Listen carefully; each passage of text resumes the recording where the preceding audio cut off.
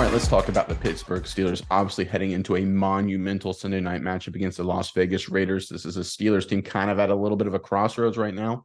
And the Steelers, led, of course, by Mike Tomlin, are making some kind of under the radar moves, but I think they have a chance to have a huge impact on this team immediately and going forward. Yeah, Nick, this is going to be a big game for the Steelers. I think these changes could show in a big way. This is going to be a crossroads for the Steelers. I think Matt Canada, his job is on the line here. This is going to be a make or break game for him. The rumors have been flowing. The in-house hires, they've been talking about who could be the next guy. So I think this will be a big, no holds barred game for the Steelers. I'm excited to watch it. So Steelers fans, let us know in the comments below. What do you think the score of this big time game is going to be versus the Las Vegas Raiders? We're excited to hear for you. So let us know in the comments below what you think the score will be. But Nick, get on into it. What's going on with the Steelers? So it's important to understand every time we start a regular season, an NFL regular season, and go through the first few weeks, any team has had a number of new additions, and frankly, every team has, but the Steelers especially. It takes a few games to figure out exactly where everyone sits, like how many reps, what packages they're in, their role in certain schemes. It takes a few weeks to figure it out. Preseason helps, but it doesn't get you as much as live reps. And we're starting to see the Steelers make some kind of sneaky good moves. I think things that kind of slid under the radar a little bit, but I think we'll have a big impact going forward. Let's go ahead and throw up the report. This is from Steelers Now. Linebacker Quan Alexander is new to the Pittsburgh Steelers, but he's not new to being an NFL linebacker, obviously. And he's also not new to his new role with the club. Alexander confirmed that he's going to be one of the players wearing the team's green dot helmet as a defensive play caller going forward on Friday.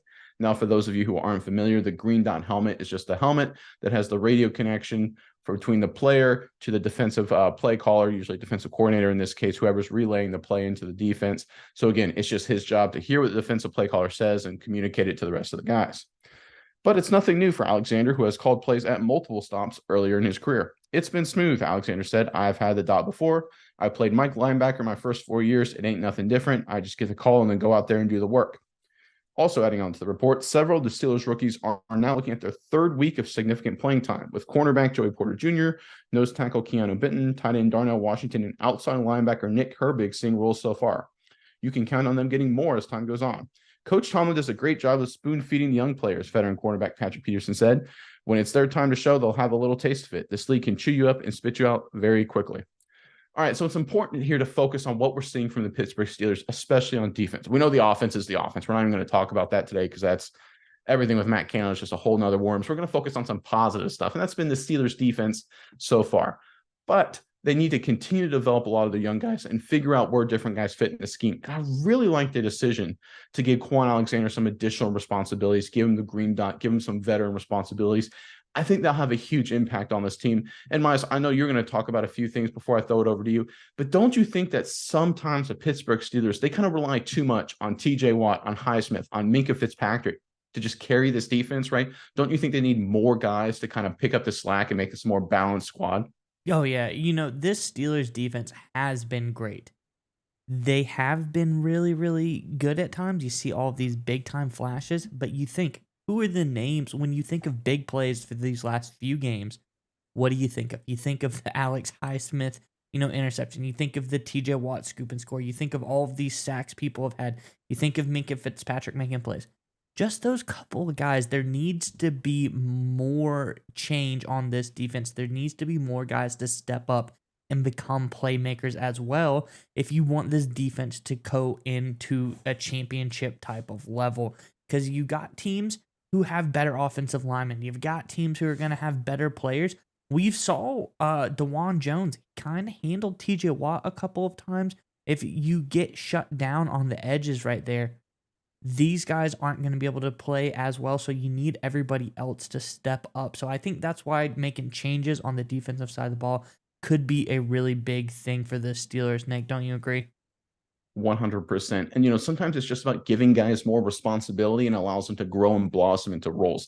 The most famous example, I think, in NFL history is that the New York Jets, when they had Joe Namath in the 1960s, Joe Namath was a big time partier. He was going out all the time. The team hated him for it. So what they do? They made him a team captain. It forced him to take himself more seriously, and he went on to carry the Jets to the Super Bowl that season. That's kind of what we're seeing at obviously a much lesser scale from what Mike Tomlin is doing with the rookies and what he's doing with Quan Alexander. He said, I'm going to give you guys more responsibility. I'm going to put more on your plate.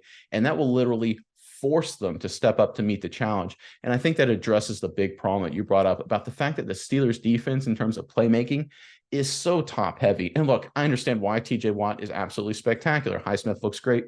Minka Fitzpatrick is one of the more underrated players, in my opinion, in all of football. But if you want to be a playoff team and if you want to try and make a playoff run, you got to have a deep defense. You just have to have a lot of guys. Because if you look at what the Steelers are going to be playing the rest of the year, right? The Ravens aren't that far away. We know how Lamar Jackson and that offense, that new offense can cause fits. The Jacksonville Jaguars are really good. Los Angeles Rams, Sean McVay, that's a deep, talented roster. You, of course, got the Bengals. Packers look good, young offense. You got the Seattle Seahawks towards the end of the year as well. A lot of playmakers. Like, you got a lot of different matchups coming up over the course of the rest of the regular season where you're going to have to rely on guys not named Watt, not named Highsmith, not named Fitzpatrick to make plays. And that's not if they don't get hurt, too. Keep in mind, because we know Fitzpatrick and Watt have dealt with injuries in the very recent past. You need to have more depth on defense. And I think that's exactly what the Steelers are addressing here. And I think it will really help them going forward. And look, they're not just doing it because these guys stink, right? Joey Porter Jr. has looked good so far. Herbig had a phenomenal preseason. And Quan Alexander is one of the savvier vets in football. I think they're doing the smart thing here. Give these guys more responsibility. Let them grow into their roles and let this defense get better because of it. Yeah, Nick, and one more comment on the depth of this team. They have some newfound safety depth. They picked up Elijah Riley, the former Army cadet, a guy instilled with discipline and honor. But we know how Steelers, they love the Army recruits. Alejandro Villanueva, great player from there. This guy came in when Minka Fitzpatrick went down last game. He played very well. He had some plays. He had a big sack against Deshaun Watson. He's been impressing in training camp. So I think this is a guy who could come in and, like we said, be another guy to show out, show up, and be a part of this defense, be a part of the change here. Have all these guys who are new or young come in and step up, and let's make a new Steelers defense that has playmakers all around the ball, not just at the safety position and not just at the edge.